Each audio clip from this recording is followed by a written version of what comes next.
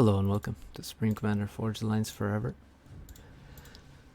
We continue the coverage of the Spring Invitational with the playoffs. So we have our first matchup here.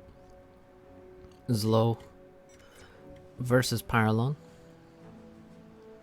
Paralon qualifying first through his group, ahead of Patrick no less, and ZLO coming second in his group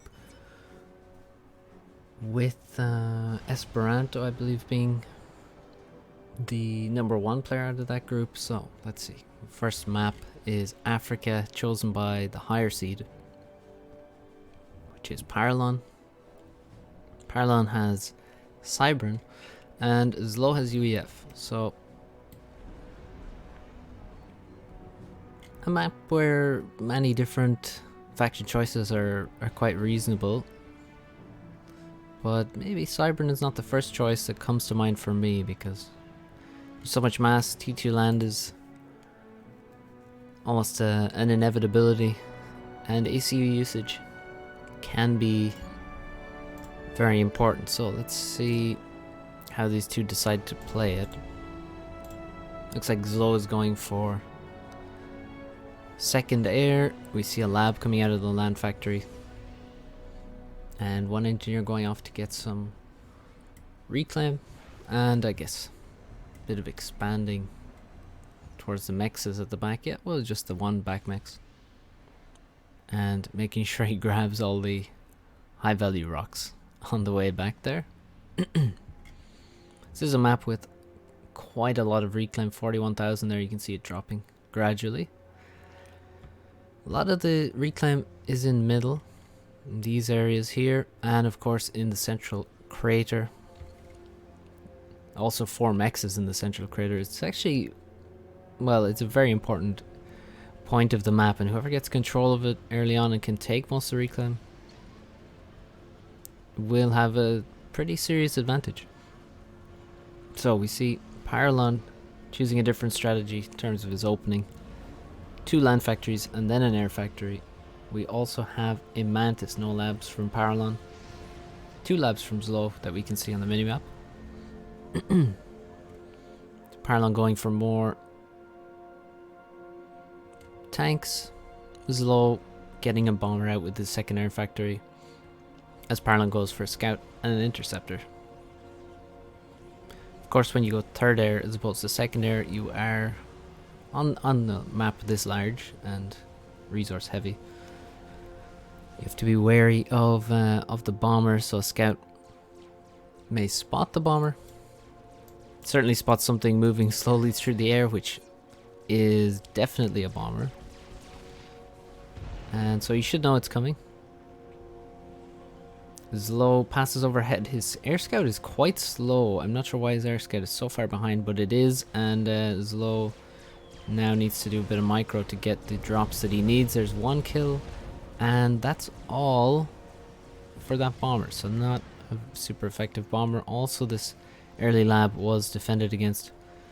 The engineer survives after losing 100 HP, and the Mantis takes care of the lab. Second lab. What happened to the second lab? I think it must have been reclaimed, because this Mantis up here does not have a kill. And the lab is not around anymore. Oh, actually, this Mantis has a lab kill.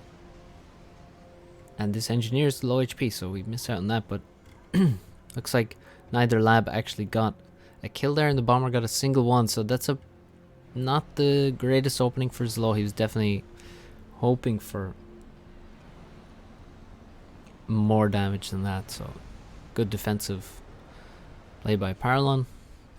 And ZLO should be at a little bit of a deficit, as he should be slower in expansion, having invested in aggressive units instead of early engineers. One thing though, ZLO does seem to have more land factories. 5th land factory finishes here. ZLO meanwhile has 7 land factories already, and plenty of mass as well, so no fear of stalling here. So although the damage wasn't great, Still looks to be a decent opening for ZLO. He will be a bit weaker economically because there's some additional mexes built. A little bit quicker for Paralon. So, bomber from Paralon now. Always a good idea to try a bomber here and there. They can be very useful, and even if you don't have air control, you can find damage. Now he's gonna fly the bomber directly over a land scout, so yeah, look at that. The squadron is dispatched and the bomber's not gonna get anything done. So, not the greatest bomber ever. In fact, one of the worst bombers. But this is a very nice Mantis getting past here, doing a bit of damage. Takes a little while to blink through the mass extractor HP. Bomber also goes down for ZLO, and ZLO there not in position to take advantage. I think ZLO may have one extra inti here. So, ooh, where's that inti going? This inti is trying to get away. Actually gets a scout kill on the way, which is nice. And yeah, ZLO is locked onto this one while the rest of the intis escape. Good NG kill here, denying an expanding engineer. But there is one engineer on the island already, which does have a couple of mexes. Decent bit of reclaim, and ZLO is not here yet. I would expect a transport maybe to expand to some of the further reaches of the map. This is a very spread out map. We have the island on either side. We also have mexes all the way in the corner pretty much, so a transport to fill in some areas and also a transport to drop in middle can be very good.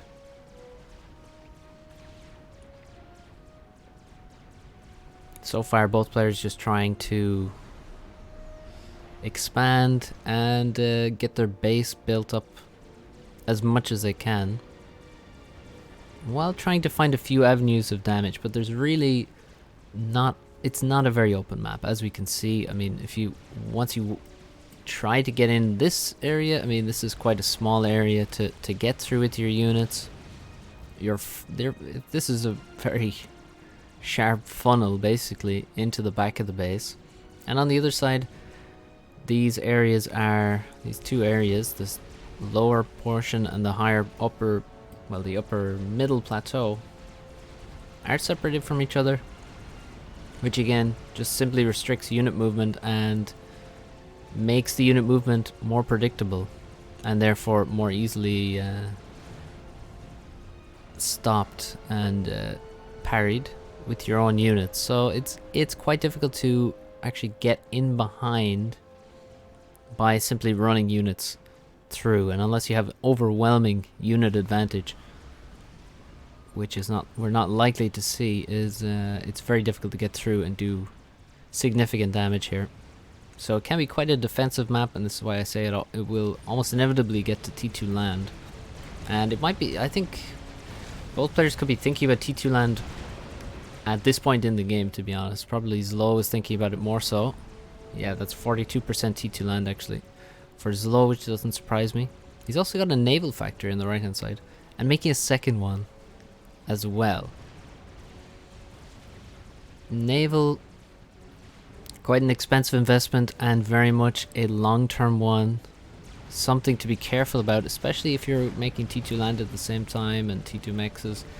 You have to be careful about making too many long-term investments in Supreme Commander, lest you get overrun by the Mantis. Now this is one thing I've noticed from Paralon, which is really, well, actually we can't see the orders, but we can see the result of them. You see all these units that are standing directly outside the factories, which means that there is no rally point given to these factories. Yeah, now we can see a lot of them. No rally point. These all have default rally points, which is, to be honest, a very strange habit, quite a bad habit for such a good player to have. More importantly though, ZLO looks to be getting slightly overrun here. Where are his units? Okay, a lot of units rushing into support, but there's quite a few Mantis surrounding him. Now they begin focusing on the ACU. Does ZLO have overcharge? He does not, but he does have overflow. I'm sure he's rushing up a energy storage somewhere right now, but he's dropping to 4,100, and his units arrive in the nick of time, and he doesn't drop below 4k, so still lost a huge amount of HP there. 8,000 HP lost to the Mantis, but decent bit of reclaim left, and well, a lot of units had to be pulled in to save the ACU there. T2 land is up, T2 engineer is out, and that will mean TMD, PGen, and perhaps TML forward can be quite good on this map. Let's see how far up you have to go. Yeah, pretty much to the crater, and then you can hit the main base. Need to get further than that to hit everything though. But still a very strong weapon. For now though, it's going to be about getting some support factories going. And we have 3 of them upgrading right now. 2 T2 mexes for ZLO as well. And it looks to be Paralon that's grabbing more of this crater reclaim. Nobody's dropped the middle. Nobody's dropped anything actually. No transports made, which is a bit unusual. Paralon also has T2 land and is making a T2 PGen. I feel like his air factory has been paused for quite a long time now, so maybe that's something that ZLO can take advantage of, but so far he's not been doing that. No bombers, no transport, that we said. Just a lot of T1 land battles, and overall though, Paralon doing much better in terms of total mass, 7,000 more than ZLO. So that is a very significant advantage. 3,000 of that from reclaim. And the rest from generated mass. And you can see that the Paralon has put a lot of that extra mass into T2 mexes. He has 1, 2, 3, 4, 5, 6 upgraded. And another one at least on the way. Actually 3 more on the way at varying stages of completion. ZLO steps back from the front line, enlists a couple of engineers to assist his ACU as he makes nano. That is not gun, it's the same cost as gun per second, but that is nano because it's on the left arm. That means, and you can tell he's just finished the PGen because well, that's why he's able to build this upgrade very quickly and with assistance without stalling energy. Yeah, look at that. Okay, he will stall for a while, but once he stalls he can actually just get rid of the engineers from assist and finish it off naturally. Sparky to the bottom side. Very powerful unit. One of the most underrated aspects of the Sparky. Obviously, well, it has so many fantastic attributes, but the speed is fantastic. The speed, it is an extremely fast unit, as well as having a lot of HP for an engineer. Having more build power than a T2 engineer, it is just overall an extremely good unit, and it's getting some PDs up on the bottom side. ACU now turns to the gun after nano has been finished, and we have a big mast also. Reclaim is necessary for ZLO, and you can see that Paralon has taken half the crater. ZLO has not. This is probably the largest difference in reclaim there. ZLO still does not have this this base, and it looks like we have a couple of engineers here, but they have died, and I'm wondering how exactly that happened. I'm guessing it must have been bombers, really. I don't think there's any other option that I can see that would have killed those. Paralon now going to T2 air on his first air factory, which means it will be very clear to ZLO that T2 air is on the field, and he's also going T3 land. So Paralon making a lot of economy and a lot of tech, and that's going to leave him weak on units, as we saw earlier on.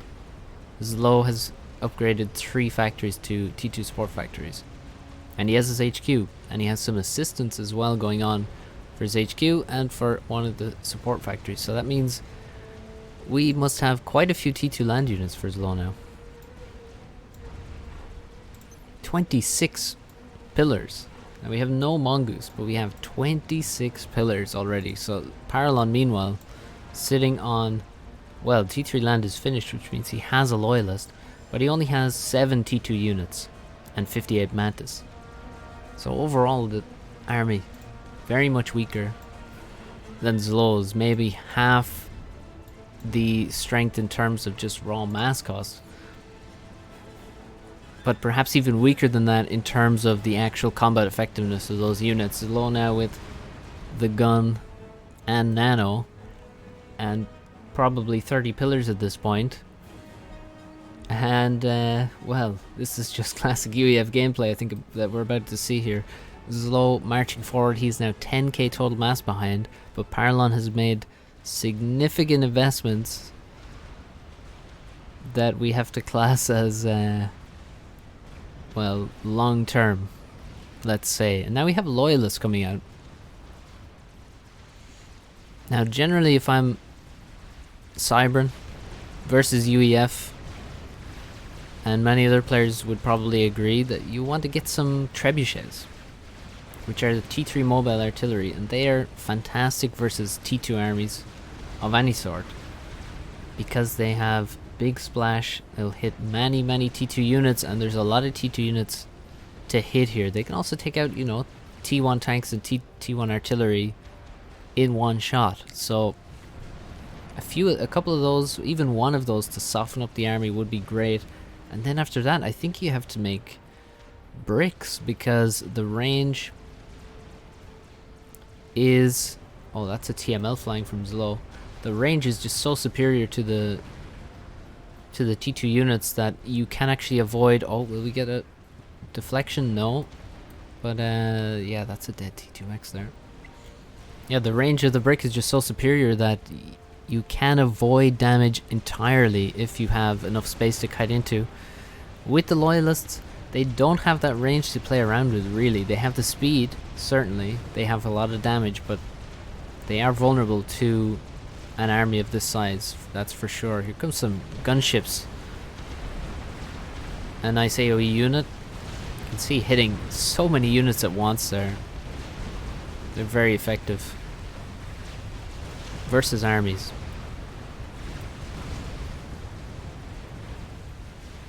And look, a lot of forward units here. Forward engineers building anti-air, building PDs with the Sparky. And ZLO not really, well, he simply walked forward, and Paralon is basically forced to just avoid him. So although it looks like the ACU is not doing much, he has actually just simply walked forward, taken all the space without having to fight. Now on the other side, Paralon decides, okay, well, if he's going to take all that space and take a little bit of map control, there's not many mexes to take here, but certainly is control of the map. But Paralon decides, okay, I'll just run past, do my own damage. ZLO, you can see, has invested in a lot of economy on this side of the map. 3 T2 mexes up here, and Paralon's aiming for them. Paralon knows that these are upgraded and sends loyalists and also a couple of Wagners, which are also very quick units, into these positions to get some raiding done. It looks like he will be successful. This is a very ambitious loyalist, however.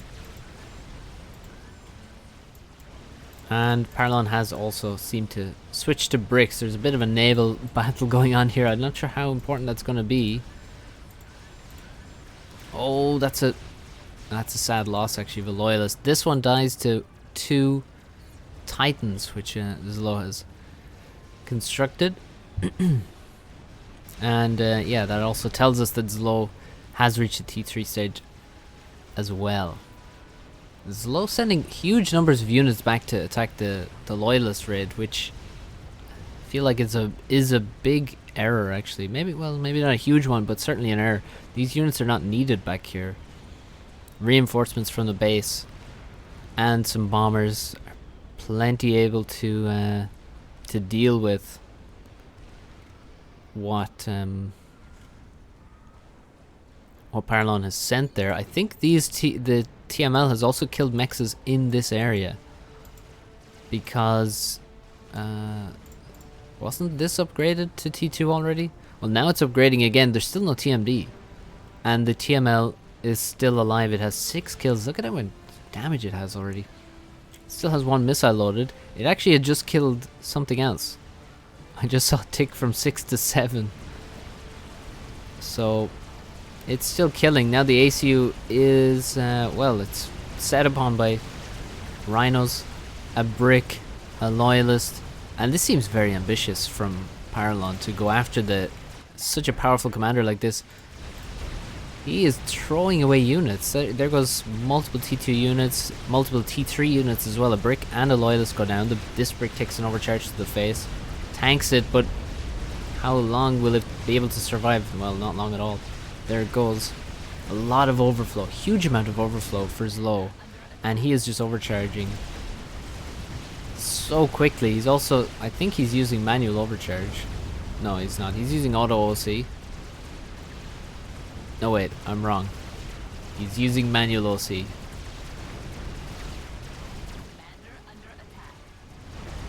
And there goes a brick. And ZLO still on 10,000 HP. Well, just dropping below that now. A lot of rhinos coming in still. But there's just so much energy storage and so much overflow that he's simply not in danger. He can kite away from the rhinos. He can overcharge at speed.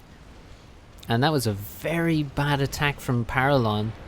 And he's not going to be able to get this reclaim. 3 dead bricks there. Many dead loyalists.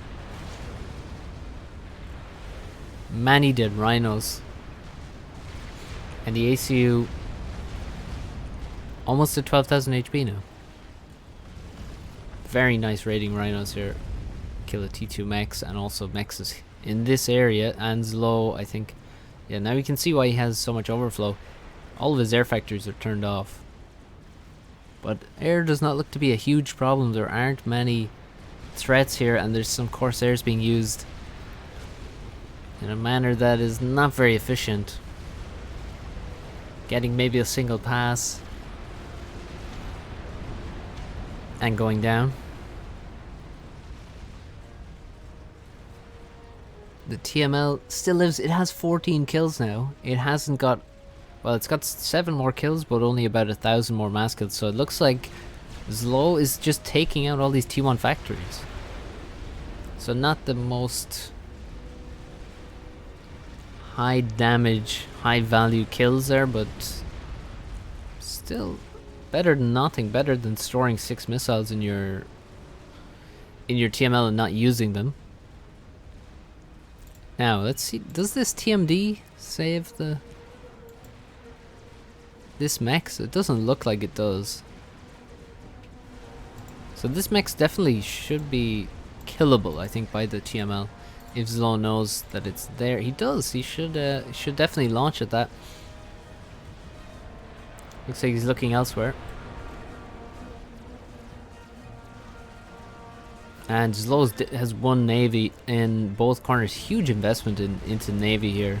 Oh, 64% T2 naval factory.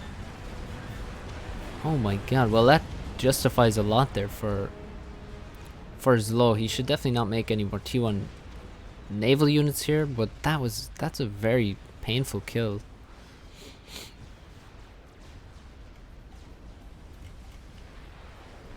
ZLO with 2 T3 support factories and the T3 HQ. A lot of air factories, quite a few of them idle, however. Corsairs flying around doing what they can, but not doing too much. I think, yeah, they should be going for the TML right now. Corsairs, T2 bombers in general, very good at sniping TMLs. And in this case, it is MMLs killing TMLs. One more missile launched, 7,000 mass killed on that missile launcher. One more TML is launched. Let's see what happens here. Oh, it's launched after the MMLs actually. Thought it was flying a lot further, but no. The MMLs march forward on attack move, or actually no, they're just manually targeting T2PDs and they dodge the TMLs that way. Another T2 Bijan for ZLO. Paralon making a T3 Mex. Does he have one already? No, he doesn't. If we look at Paralon's POV now, it does not look great for him. The map control is disappearing. His army, 16,000. Only 5 bricks and 8 loyas. 15 rhinos now. So it seems like he most of these rhinos were built after T3 land is finished, which is really not what you want to see. I mean, he had what? I distinctly remember him having about 7 T2 units. Now he has 15. After T3 land is finished, that's a pretty poor investment. When you could be making bricks, you'd never want to make rhinos from your main base.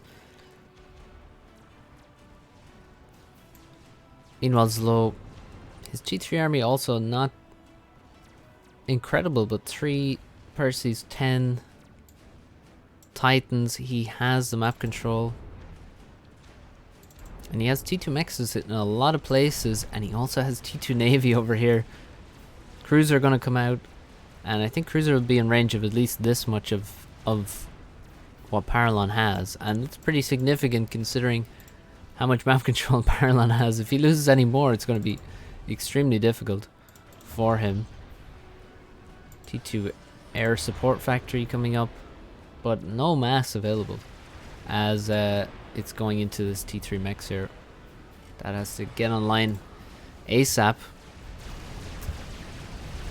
Nice push here though from Paralon. MMLs go to work on the T2PDs, and that Klinkhammer was sort of half built for 5 or 10 minutes, so bit of a strange one, but it goes down and Paralon pushes in. Percy getting a little bit too close for comfort, but look, most of the T3 army for ZLO is actually in this area already, positioned correctly and ready to stop the push. And Paralon's forced to turn around. He can't fight this army. There's no way. There's just too many Titans. These Titans are beastly. With their mobile shield, or well, their personal shield. High speed. Good damage. More air factories from ZLO.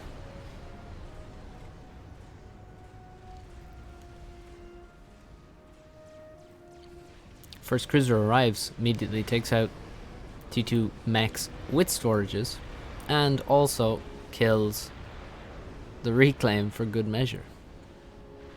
Well, leaves 47 there. Just leaves a little bit. Bricks. Oh no, we've lost. This is more dead T3 units. I don't know what those units were that are 600 mass there, but Corsair comes in after what? I don't know. We also have a band of Corsairs here, and once again forced to retreat is Paralon, and that Titan actually gets away as well. And yeah, ZLO actually has full vet, 12.7k mass killed, and he works on retreating. We have quite a few Corsairs. I'm wondering what the plan is for them. Do we see flak or anti-air here? No, we don't. Corsairs come in and waste a lot of shots on a pillar or two.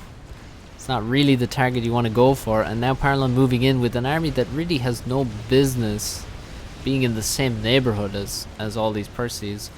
And Corsairs now caught by swarm of Intis. Corsairs really, I don't know what they're doing. Attacking very random stuff. And Paralon says GG. Well, mistypes it in Cyrillic, I guess. That is GG. Pretty impressive game from ZLO. I think maybe Paralon,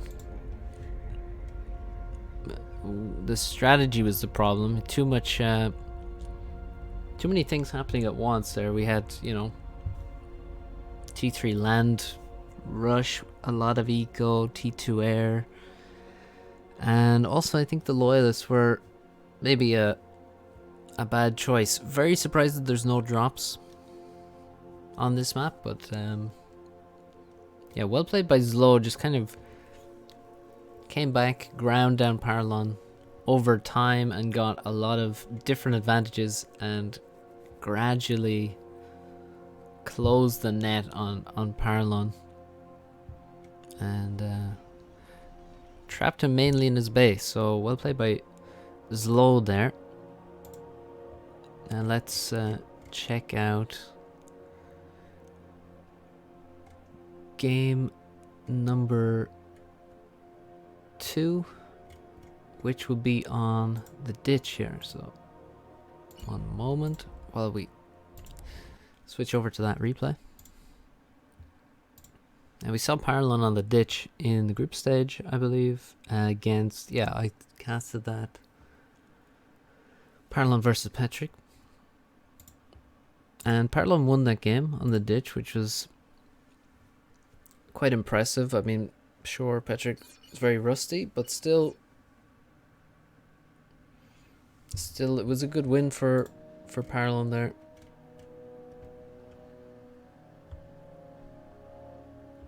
So let's see what he can do against ZLO. This was actually, this is ZLO's pick, which is strange for me considering, well, considering Paralon beat Patrick here. And also, I'm just not sure. I wouldn't have put this down as one of ZLO's best maps. Not one of his worst maps, certainly. It's but it seems like a slightly strange choice from ZLO. So let's see if he has some kind of a master plan to prove our doubts to be baseless. Paralon with Cybern again, and ZLO with UEF again. Every faction is really a solid choice here. I think maybe Aeon will probably be the worst faction on this map in my opinion, because of well, a few different reasons. Maybe a lack of T4 options compared to some other factions, or maybe lack of actually T2 air options. No T2 fighter bomber. T2 fighter bomber is quite nice here. Mainly Corsair and Notha. And also Harbs not being amphibious is actually a major factor in my mind, as you really want to be able to cross the pond with T3 land units. It's quite a nice thing to have available. Otherwise you have to really do a lot of drops or proxy T3 land production, which is easier said than done, but certainly not totally uncommon either. So Paralon with 2 land factories, then an air factory. Very common. People generally make 2 land factories, maybe 3 land factories, because you need more build power. You need a lot of engineers as fast as you can, because you have over 400,000 mass in reclaim. So that means basically for the first 20 minutes, maybe 30 minutes almost,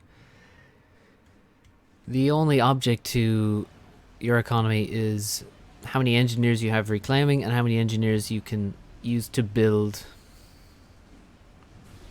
to use that reclaim. So that's why we see you know, we're going to see a lot of factories spamming engineers very quickly. Everywhere you drop, you're going to have a factory building engineers. In your base, you're going to have multiple factories building engineers.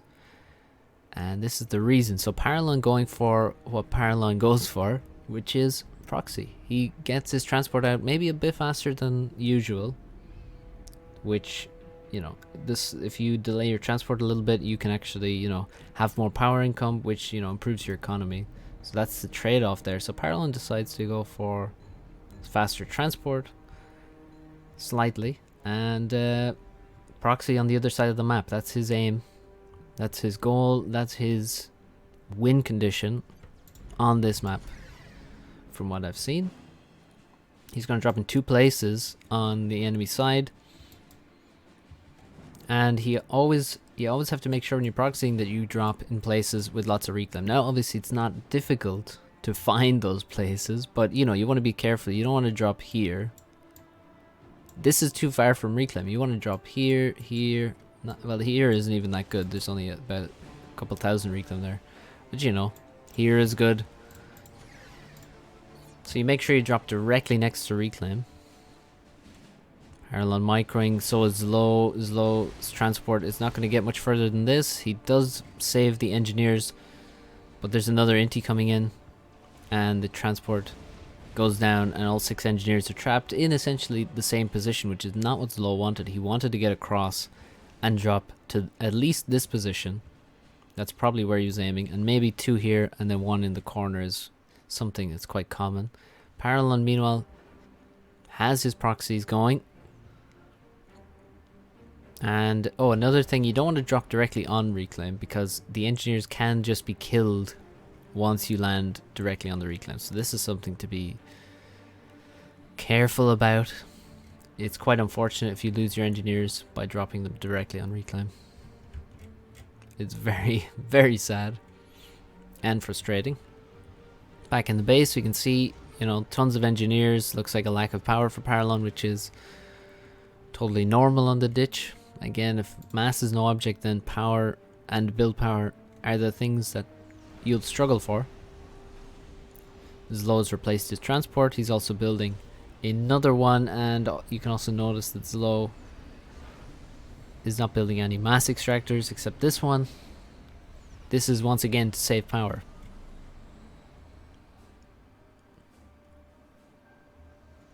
Bombers coming out, 1 to each expansion, 1 to each proxy. Now, will they find the right targets is the question. It looks like he hasn't been scouting ahead, and is really actually only, he's finding out now that there are major problems here. But that is a fantastic bomb.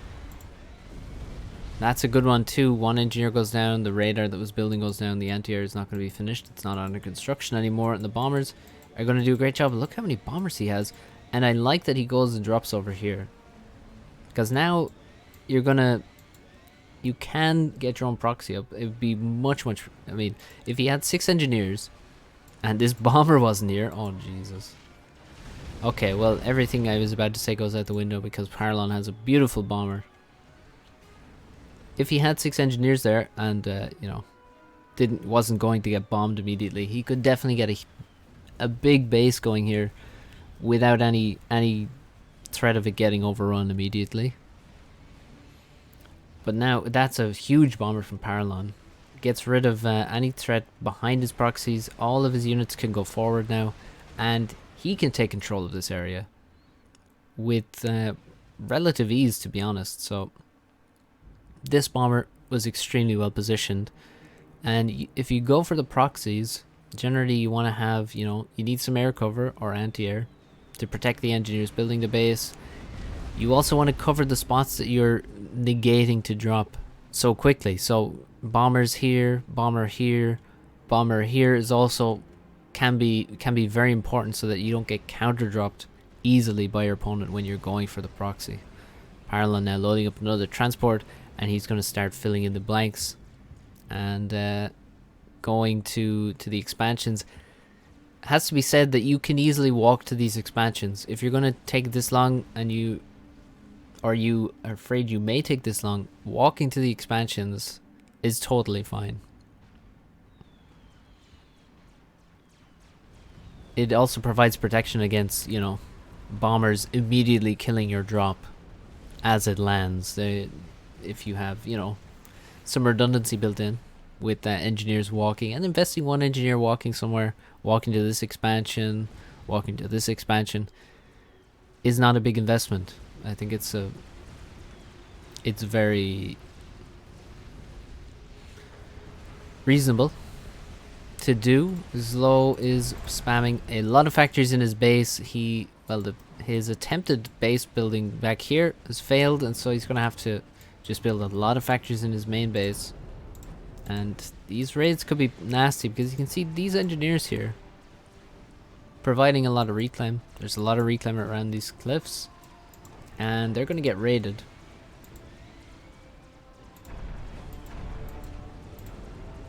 I'm wondering if ZLO will use his ACU to attack this position. It seems unlikely. At this point, Paralon has 10,000 more mass than ZLO. ZLO has not been effective in his reclaiming. He's 8k behind in the reclaim battle. And that's just too much. 9 minutes.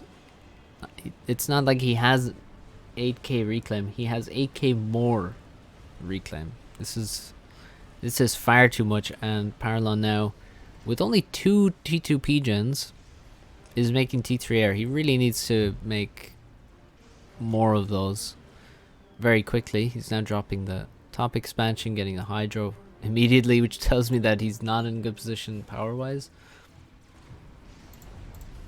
Well, somehow it's working, but he's really doesn't have...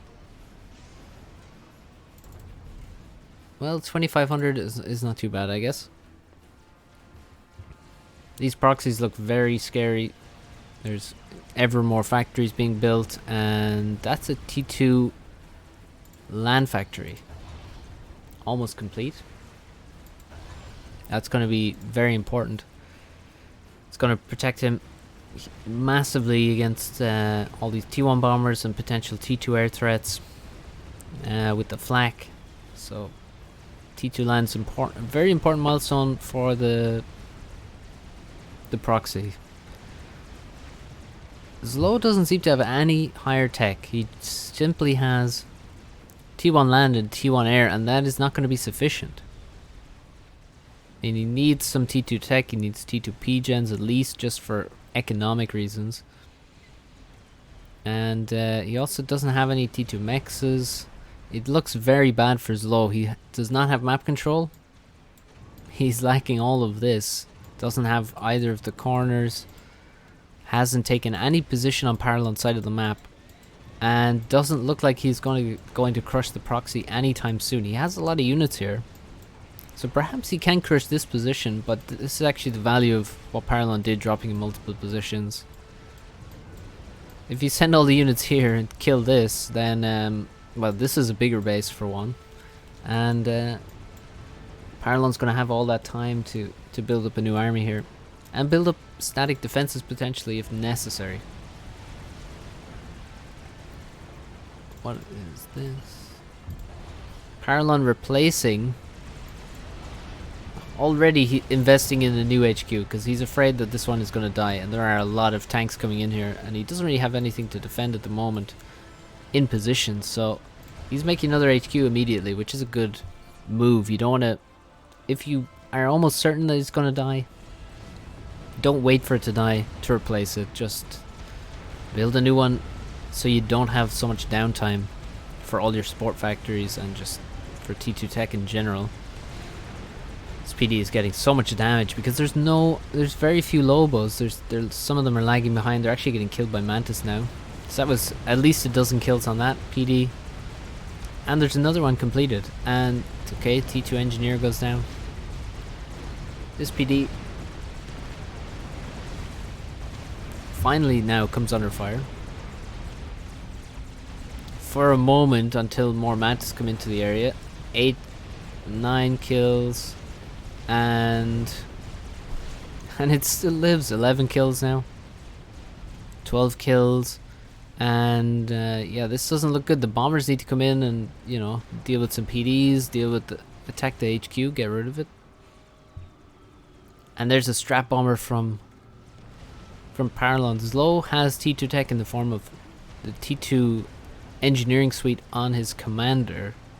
And that is all. By the looks of it, I don't see... Yeah, there's none down here.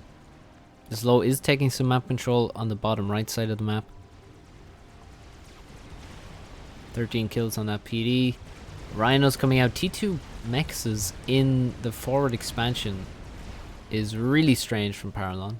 Doesn't make too much sense to me, but fair enough.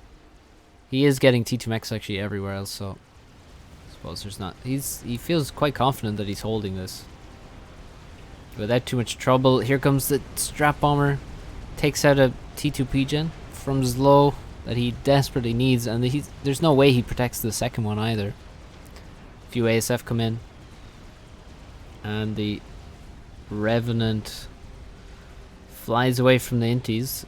There are a few inties there.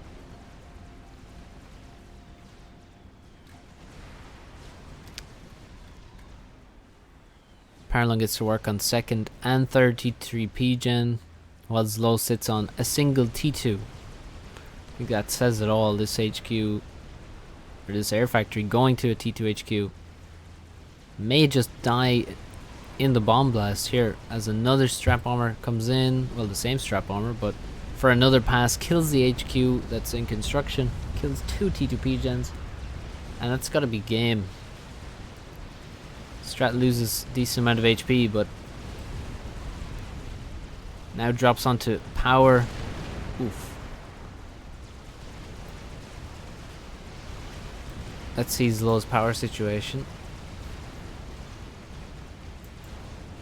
Well, let's see his land situation. Still only T1 versus Rhinos versus T3 land very shortly. T2 PD here. ZLO calling GG. Okay, yeah, this PD killing everything. HQ is actually regened almost to full HP again. And Strat with 31 kills.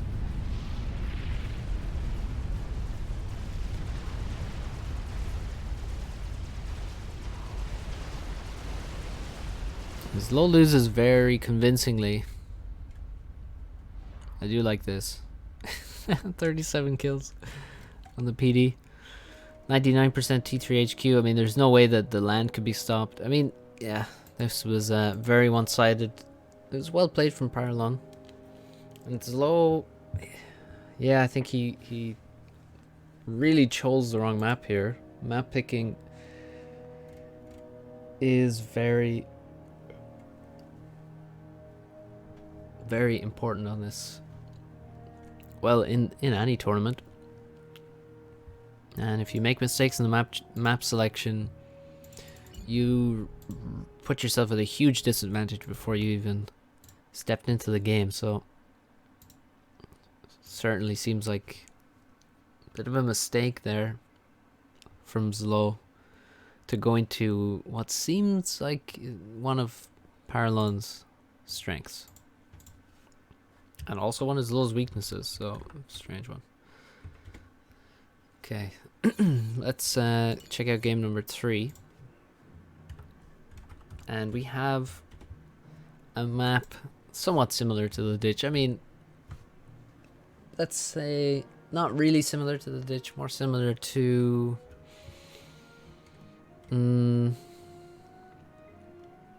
Painted Desert, perhaps,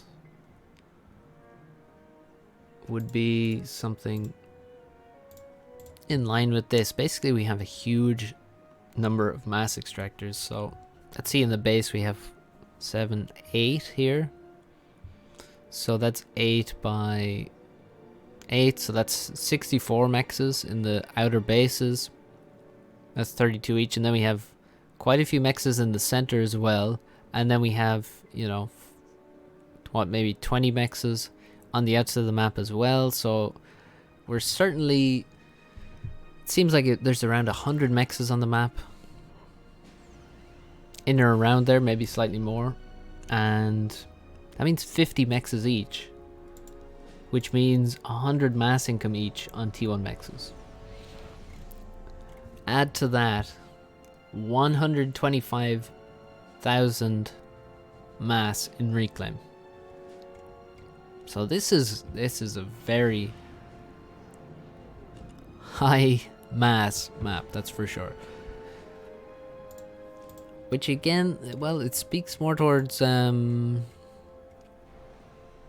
Paralon has chosen this map, so he believes that he's good on this kind of map. He's going second air. Getting a lot of reclaim. Let's see the openings here. See what Paralon's doing. You can see 2 engineers reclaim. He's making mexes very slowly to save on energy. Because, well, if you look at the mexes here, only 36 mass, which is virtually nothing, but it costs 360 power, which is significant. So that's why the mexes are delayed to allow a transport to be built more quickly. And these 2 engineers provide the mass needed to, yeah, produce all of this base here. We also got some assistance on the land factory to get additional build power even more quickly. And this looks like a bit of prep here, I would say.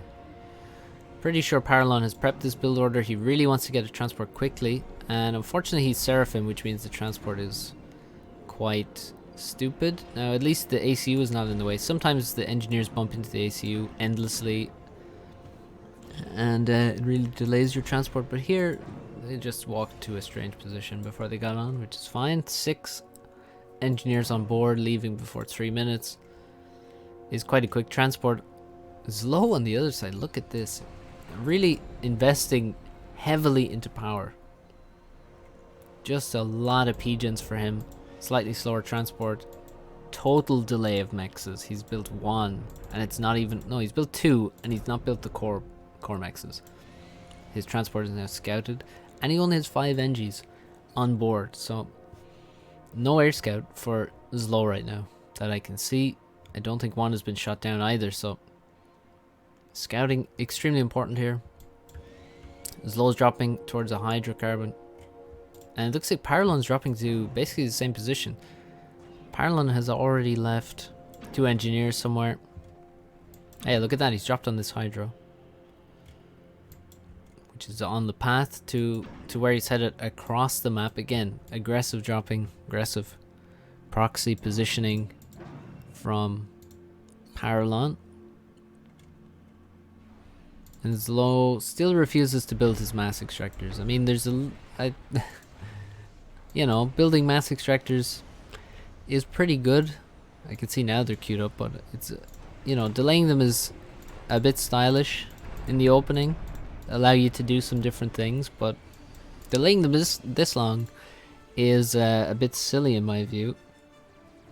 Yeah, there's a lot of mass on the map, but sort of contingent on you actually building the mexes, so bit of an air fight here already. Well, ZLO dropped more engineers in this position, but he built a radar and a hydro, and he's actually under some threat here. He's lost one of the NGs. He's got labs out attacking the Zooies, but he's not finished the PD, and he's down 1 factory in terms of production. He's now making strikers. I think he needs a PD. Even if your opponent's making the Zooies, I think you still need the PD to defend against tanks and things. But he just has no units right now. 1 tank versus 5 T1 units. And looks like he's just losing the initial fight. And this is very unlucky. I mean, he also loses air here. This Inti with 3 kills. Paralon falling back slightly. I don't think he needs to. Paralon can start taking out some factories with the Zooies. He will be in a dominant position. Bombers coming in. 1 from Paralon and 1 from ZLO. But look at this, there's only 1 NG left. 1 NG remains. Meanwhile, Paralon with 4 engineers building an anti-air. Will this bomber be able to kill the NGs? It looks like it will. There's no dodging happening. It's a little bit of a ghetto gunship. And all those engineers do go down. And now we still, though, have a stronger army for Paralon and more factories. So 5 versus 4. Another NG comes out for ZLO.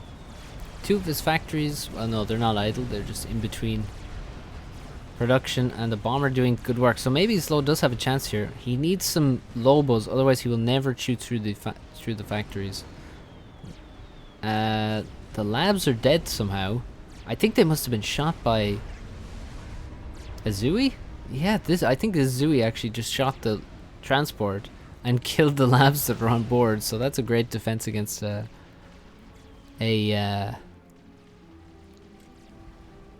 ghetto.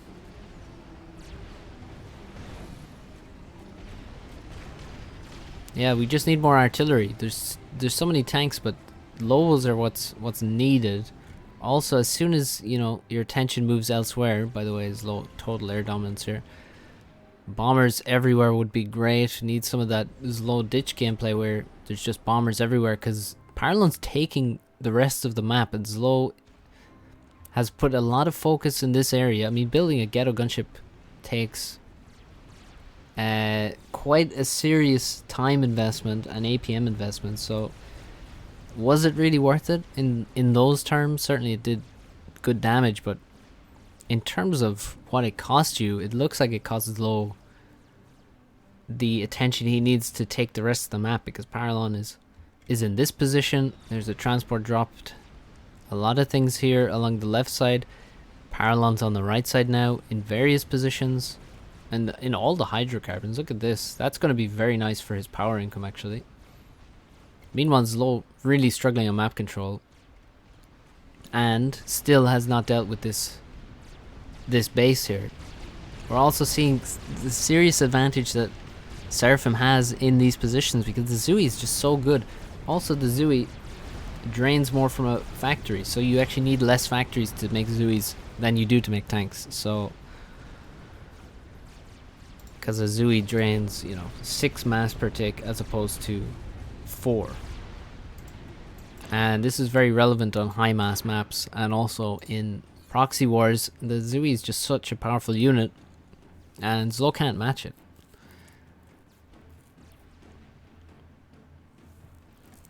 Engineers dropped and a PD going up. I'm wondering if that PD is in range. It's not in range of the factory back here, so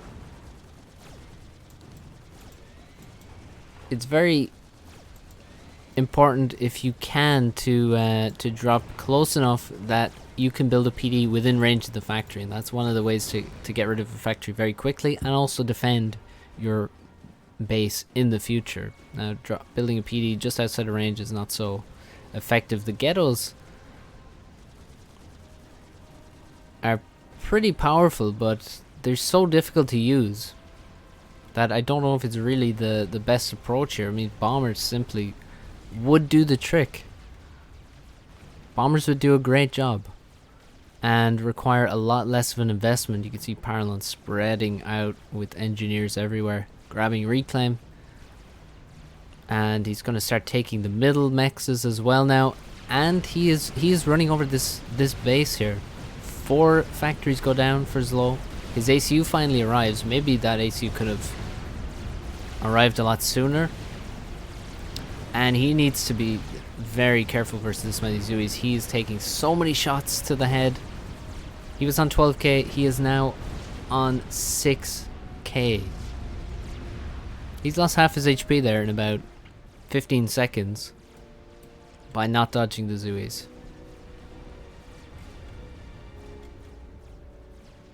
This base here not going to survive. Paralon again showing the advantages of being spread out. That you can then, he was under threat here, and he may have lost his position, but he has this position. He has engineers here. He has engineers here. This is what you need to be able to deal with everything on a map of this size and this complexity. So T2 air now for Paralon. Of course, T2 tech. Well, it probably should have some T2 tech already at this point. It's already after 10 minutes on a map with this much reclaim. Tech should come a bit faster. But overall, Paralon just in a fantastic position. There's no way that this survives now. He doesn't even continue pushing into this area. Very good move to just sidestep this, kill this expansion, and yeah, you can see how slow ZLO's reaction is. I don't think he has radar here that shows him everything. So yeah, he doesn't see the units until they appear here or directly in his base. And this looks very bad for ZLO. I would already be thinking, how can I snipe the ACU? I mean, the ACU is in the base, so it's going to be difficult, but ZLO really has no upsides to his position that I can see. He's going to lose this, and then he'll be left with his main base and some mexes in front of it. While Paralon sits on 1, 2, 3, 4, 5 of the 8 outer bases. 5 versus 1, plus more mid control. Outer control is, you know, not too much happening there. But, yeah, let's see Paralon's army here. Yeah, we've got 8,000 in T1 units, basically, versus 3,000. And a lot of them are labs. So we are actually getting T2 ghettos. Alright, well that's certainly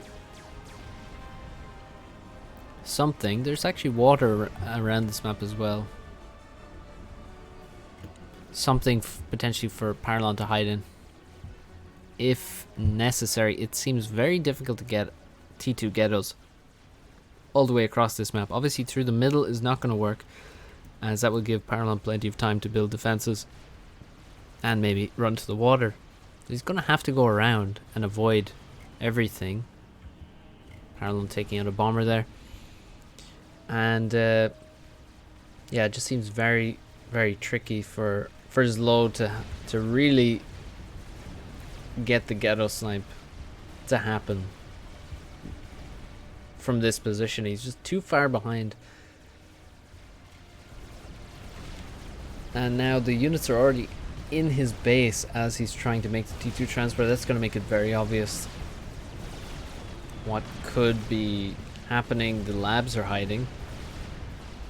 ZLO will be able to stop these units with his commander, with the few units he has there, but there's also Nothas coming in and a huge army coming through here. It's killed the rest of this proxy and is heading straight for the main base. The single ghetto is coming around the side of the map, searching for something. And ZLO decides to fly through the middle of the map in his transport, and he knows that that's not going to work. And there goes ZLO.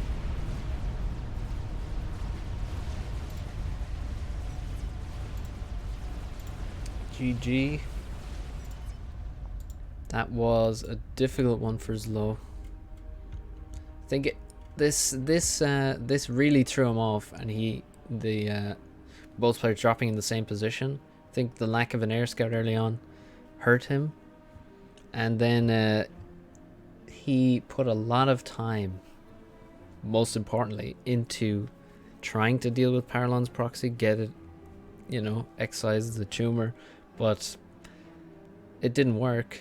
And as a result, Paralon behind that took huge amounts of map control and just controlled the game completely from that position. So a bit unlucky from ZLO, and also maybe just a wrong sort of prioritization in reaction to that bad luck. So well played to Paralon, though. He played very, very well, and that was a pretty convincing crush. So clearly a good choice of map from Paralon.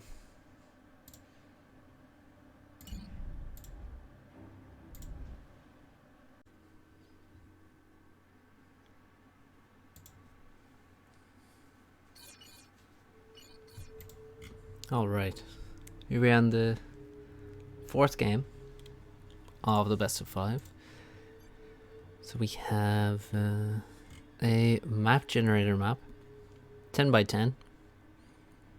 ZLO has gone for, has ended up with Seraphim. Paralon with UEF, bit of a reversal there. Actually, yeah, reversal from the previous game. So, haven't seen any Aeon in this series, but we've seen plenty of UEF and Seraphim and a little bit of Cybran. So let's take a look at the map that has been generated for these two players. We got 17,000 reclaim. Very spread out though, so not a huge amount, but certainly significant. It has to be, attention has to be paid there. We have 4 bases for each player, 8 bases total. Some 3 mechs, some 4 mechs, and interesting pawns here. Especially the one in front of the base seems relevant.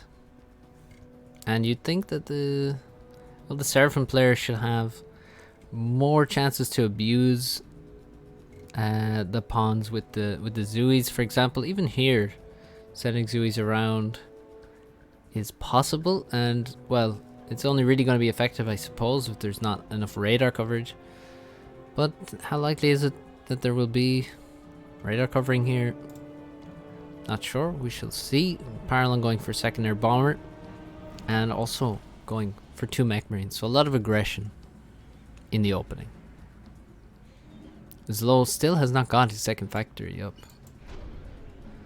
So Paralon much faster with the second factory, delaying it base mechs though to do it. Once again, the mechs delay comes into play here.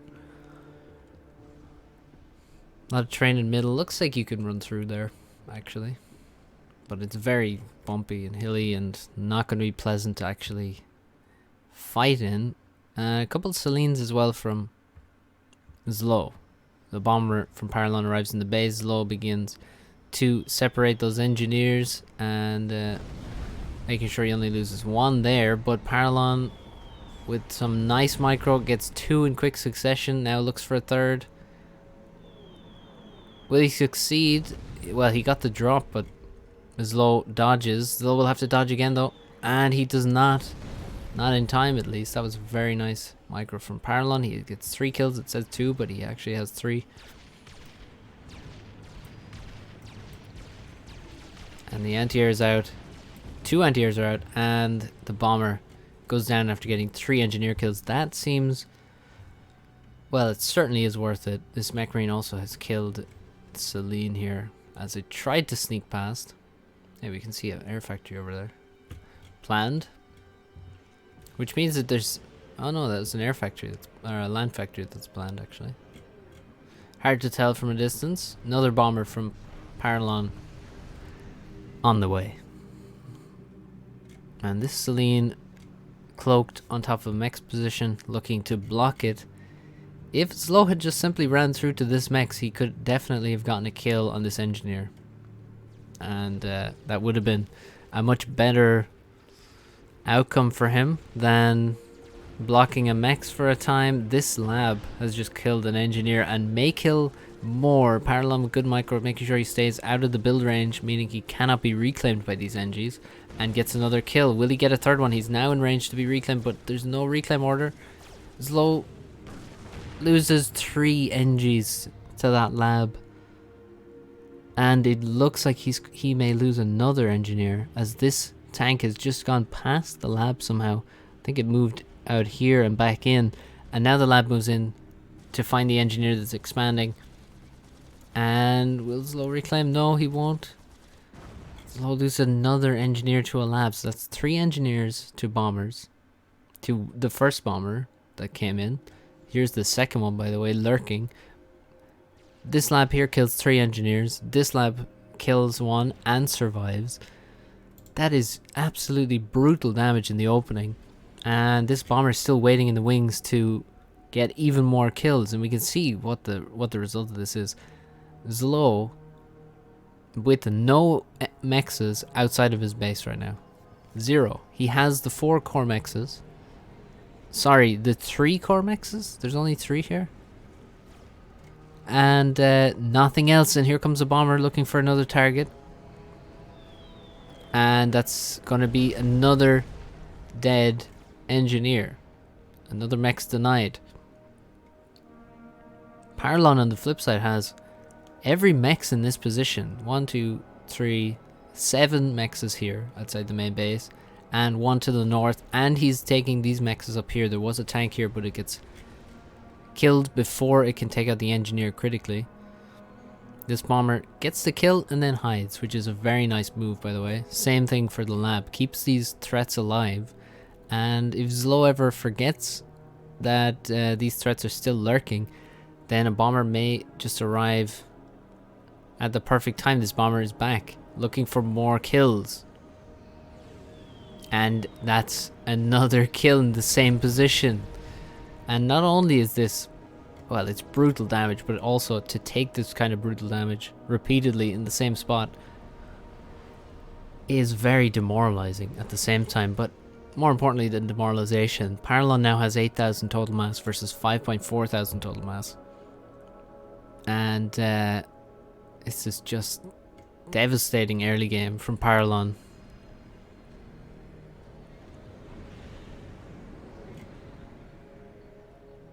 And let's now see some of the results of that. We've seen how much greater his expansion is.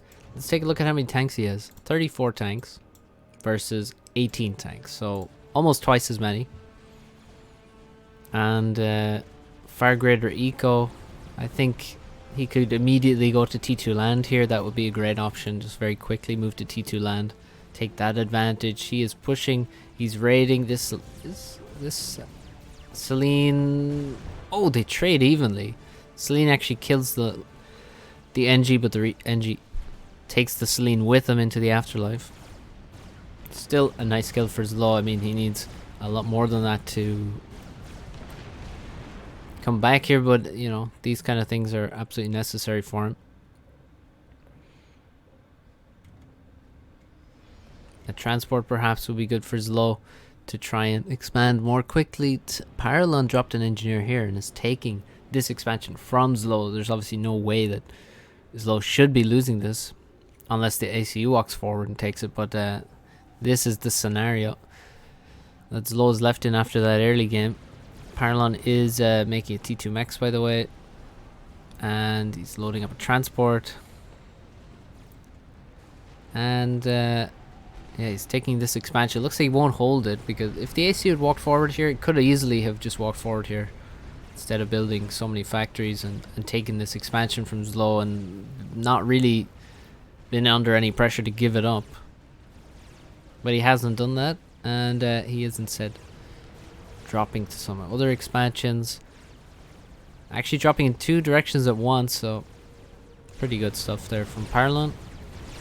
But he has such a ginormous lead now that it's just very it's a very convincing opening. It's crushing really for ZLO. There's not much you can do when you lose 7 engineers in the opening generally. Well, unless you're killing eight of your opponent, I guess. But there was virtually no return damage from ZLO onto Paralon. Where is this transport going? That's just 2 tanks, okay. Bit of a strange one. Where the hell is he going? Now he's going back. Why not just drop them? This is very confusing. NG on the plateau gets bombed. It was up there to take reclaim. That is now denied. ZLO not really doing too much with his ACU, kind of walking around. He did have to hold off an army here, so he achieved that for sure, but beyond that, not much has happened. Paralon's still standing still, so he is actually about to finish the T2 engineering suite upgrade on the left arm of his ACU. So we'll see what he does with that. That's at least, well, that makes more sense than standing there doing nothing, that's for sure. There's a large army heading into ZLO's base, and he really doesn't have units to defend against that at the moment. Every tank in his base now producing units, none of them are producing engineers. If you look at his eco, that is a serious balance he's got going. Lacking a mechs up here, but he just can't really afford to do anything, and he is down at whole base, of course, at this point. Down this mechs, and also the side mechs are not his. Paralon, well, he dropped there but hasn't built the mechs, which is quite unusual, and then he dropped these 2 tanks back to here. Kind of bizarre if I'm honest. TML goes up from the ACU and is being loaded by, and perhaps it was finished by these engineers as well. There's one missile in the chamber. No high-tech targets.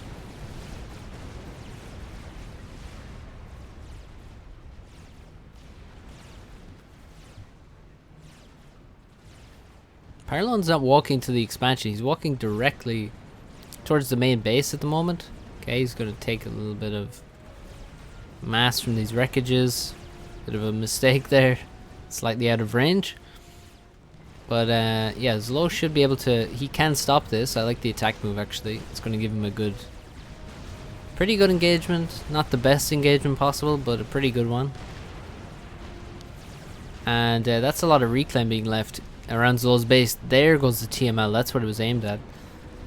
The T1 air factory, which is destroyed and immediately rebuilt.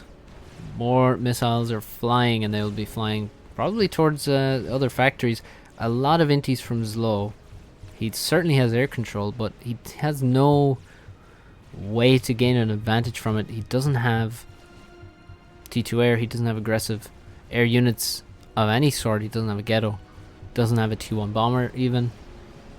Paralon has a lot of T2 mexes back here. Paralon now builds a T2PD, which begins shooting across the pond here, and is just barely in range of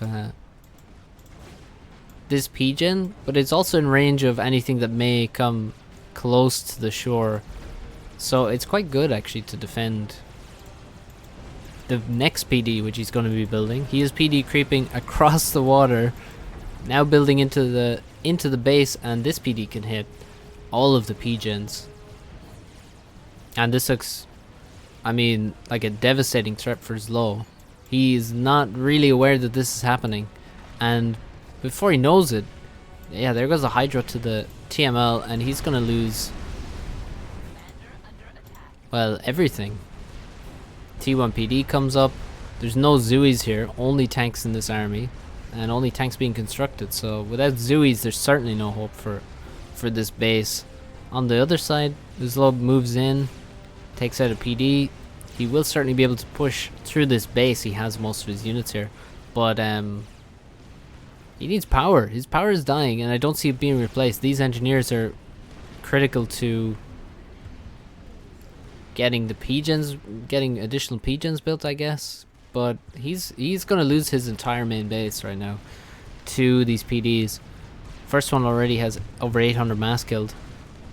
Second one getting in on the act. There's still a couple of missiles loaded in this that could be fired. And yeah, there's a lot of targets. See these PGens being rebuilt? Good target for TML. The main base is dead now. Paul's factories are all that remain. And ZLO, yeah, there's not really a way back for him at all here. He's lost everything. He's got a few PGens here. But yeah, he's got what, 6, 7 PGens, 8, 9 PGens at the moment. And he's traded his main base for one of the expansions of Paralon, which is not a good trade, considering what was in his main base. Obviously, he didn't really have a choice about that. That was definitely going to die. The only thing in his control was getting something in return. So yeah, it looks very, very bad, but we have a lot of units for ZLO. Maybe there's a chance for him to send these units out and kill a lot of stuff on the other side of the map. Maybe, but it seems unlikely. Maybe if Thams had 4 speed, he could do it, but as it is, it doesn't look likely. The T2PD in the base, a lot of units here. Well, a few units, some T2 bots in the form of Mongoose.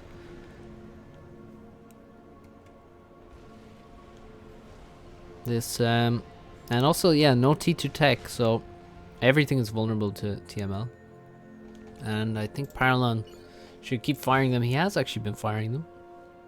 Yeah, he's aimed at some factories. I think a few air scouts, find the PGens, TML those. That would be a better approach. Well, really what you're trying to do is just get ZLO to give in, and I think killing TMLing his power repeatedly with no possibility of a comeback is the simplest way. Could even just build another TML here as well. Keep firing. Just fire, fire, fire. Because again, no T2 tech means no way to stop it except building outside of range of TML, which is not what he's doing. All the PGens are actually in range. If only he could see them. Not a very strong army, to be honest, from Paralon. Mainly T1. Very few T2 units. And ZLO has done well getting more power up, and he has actually spread out the power quite a bit, so TML is not going to be as effective against a lot of them, but you know, this portion, this portion, this portion, all in danger. Another factory goes down to the TML, and ZLO, well, it doesn't look, well, Paralon even has gun now. So many PDs around him. He's playing very, very carefully. I think T2 Air maybe also be another very good approach. But really, Paralon at this point can build whatever he wants, and it will be enough to kill what ZLO has. There's no real possibility at all of a comeback. Paralon with 80-something mass income, ZLO with a quarter of that at most. So, yeah, you can't do much with a quarter of your opponent's income. No air control, an inferior army, inferior upgrades. There is no upside for ZLO, but he will fight to the end, as he has to. Well, this is very likely to be the last game for him in the tournament.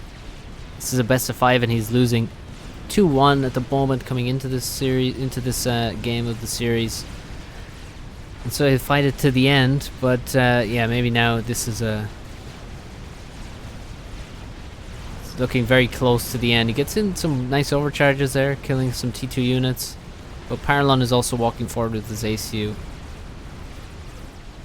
and also bringing PDs with him just to make sure he doesn't get overrun somehow. I mean, it's very unlikely he dies here with 40 full HP PDs, no large army for his opponent, and ZLO calls GG. He knows there's no chance here.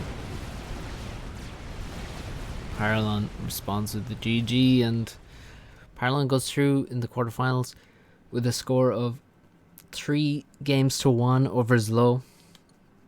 ZLO took 1 game on Africa. It was the opening game in the series, and from there Paralon really didn't look under threat at all in the following 3 games. So yeah, strong performance from Paralon. ZLO will be disappointed, I think, but yeah, Paralon did very well here, and especially the last 2 games were really not close. The ZLO was really behind at the opening, and Paralon did not allow any kind of cheesy options to abuse him. So well played to Paralon. He continues to the semi-final, which we will see shortly. And that's it for this cast. So thanks for watching, everyone. Hope you enjoyed, and I'll see you in the next one.